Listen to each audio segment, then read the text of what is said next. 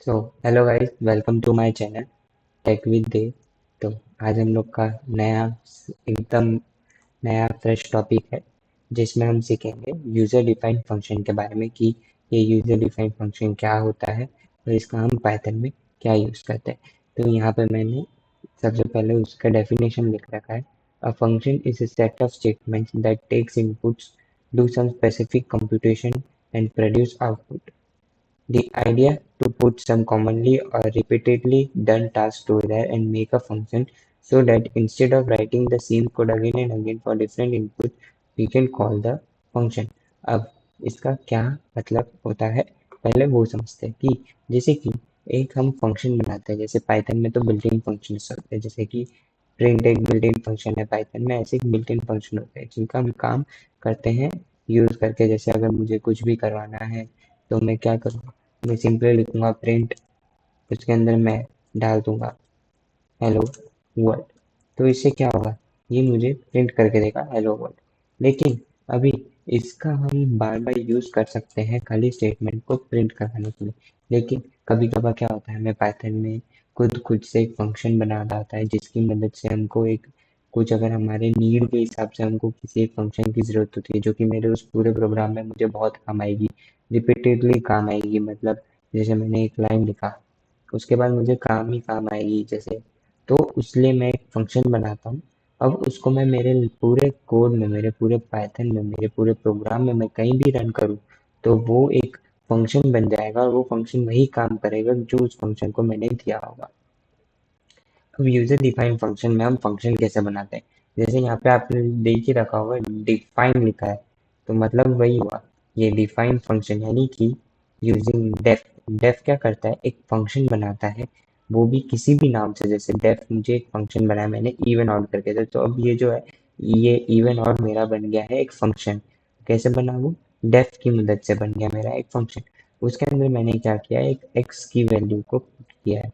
इसका मतलब ये आप इसका तो मतलब समझते हो कि if X modulus two equal to zero, print even else print odd, यानी कि जो टू के डिविजिबल होगा, ठीक है, उसके लिए if प्रिंट करो और नहीं हो तो उसके लिए और प्रिंट करो। तो ये मैंने एक फंक्शन बनाया, उसके अंदर मैंने एक कोड लिखा। अब उस कोड को, ठीक है, अब ये कोड इस फंक्शन के अंदर स्टोर हो गया, यानी कि अब जब भी मुझे किसी नंबर का जानना है कि वो इव है ऑड है, मैं यहाँ पे सिंपली लिख सकता हूँ। जैसे अब मैं अगर इसको डायनेमिकली बनाऊँ तो हम ऐसे भी बना सकते हैं इसको, एंड इनपुट, उसके अंदर हम लिख सकते हैं एंटर द नंबर, ऐसा भी हम लिख सकते हैं। तो इससे क्या होगा, ये कोड बन गया है डायनेमिकली, यानी कि जब भी यूजर ये कोड डालेगा तो उसको ये पॉपअप मैसेज शो होगा। तो चलो एक बार हम रन करके इसको देखते हैं। हम्म, अब ये पहले का तो इसने इवन दिखा दिया, और आप देख सकते हो पहले का इसने इवन कैसे दिखाया।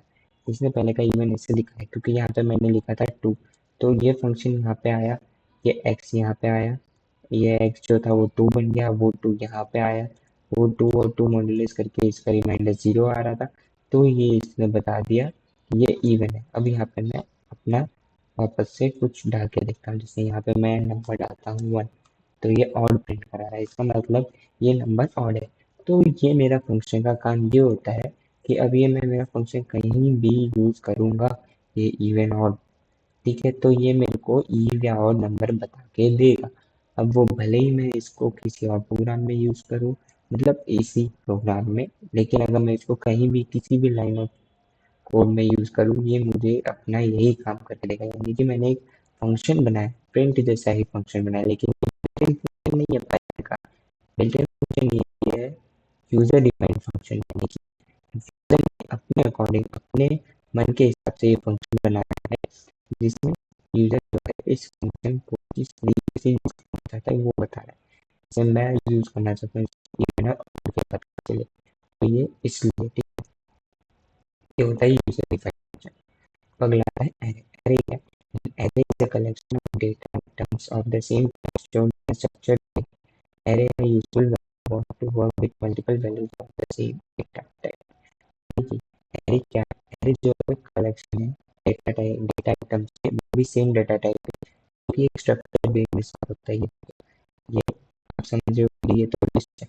हाँ ये लिस्ट है, लेकिन एरे भी जो होता है वो लिस्ट से ही होता है और वो स्क्वायर ब्रैकेट में डिनोट किया जाता है। ठीक है, अभी हम अगर इसका टाइप करेंगे तो लिस्ट है, लेकिन हम इसको टाइप पासिंग कर सकते हैं, में कन्वर्ट कर सकते हैं, उससे कन्वर्ट करेंगे तो ये एरे में मिल जाएगा। अब इसका काम क्या होता है, सेम काम होता है जैसा लिस्ट का काम होता है वैसे एरे का काम होता है। यहाँ मैं अगर सपोज ये प्रिंट करता हूँ, ठीक है, यहाँ पे मैं तो आप सबको पता चल गया होगा कि इसका क्या ही है, इसके फॉर चलो चेक करते हैं। देखो यहाँ मैंने प्रिंट कराया काज को, प्रिंट कराता हूँ, प्रिंट बहुत जरूरी है, जैसे आप देख सकते हो प्रिंट इज वेरी ये